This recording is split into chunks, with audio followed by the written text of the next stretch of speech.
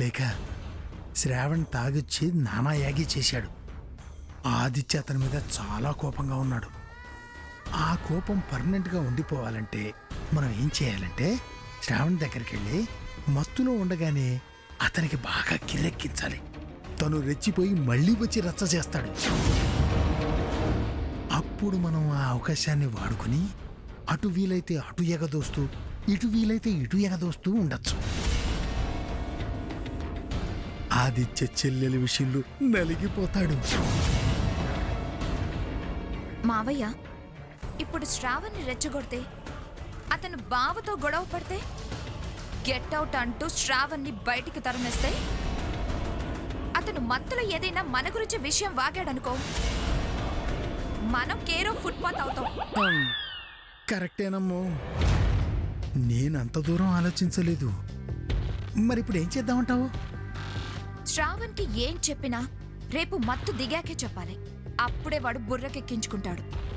అతన్ని దువ్వాలి. బావకి దగ్గర కాకుండా మనమే అడ్డుపడాలి.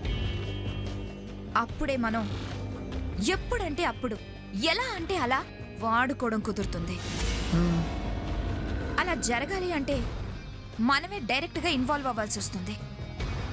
ఎప్పుడు ఎలా బయటపడ్డా మనం ప్రమాదంలో పడతాం. మరి ఇప్పుడు మనం ఏం చేద్దామంటావు? అంతా జనగణమనేనా? కాదు, చెయ్యాల్సింది చాలా ఉంది. ముందు మనం ఇప్పుడు అర్జెంటుగా బావని కలవాలి. ఆదిత్యనా? ఇప్పుడు చెప్తాను పద మావయ్య. సరే.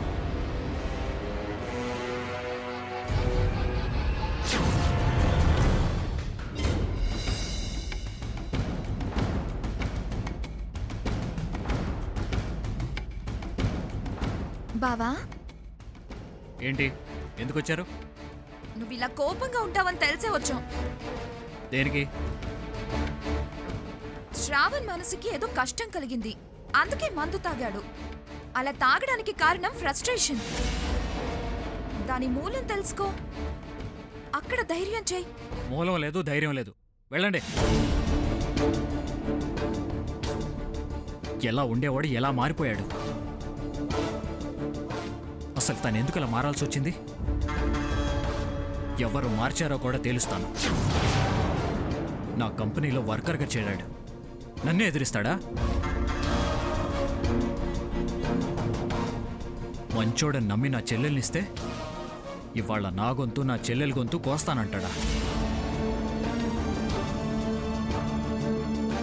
తాగి తందనాలాడింది కాక 10 మంది ముందు నా పరువు తీస్తాడా?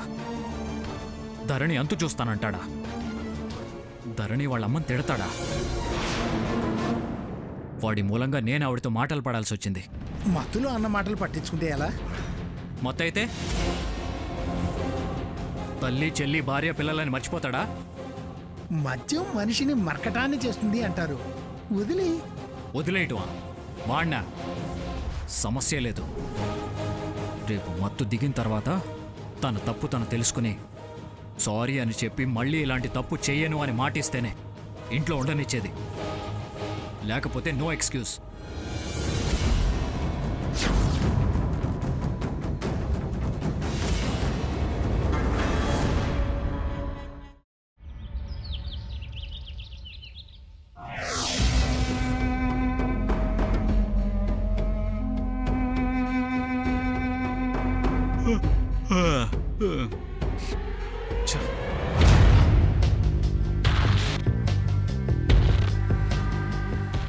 బ్యాడ్ కంపు కొడుతోంది.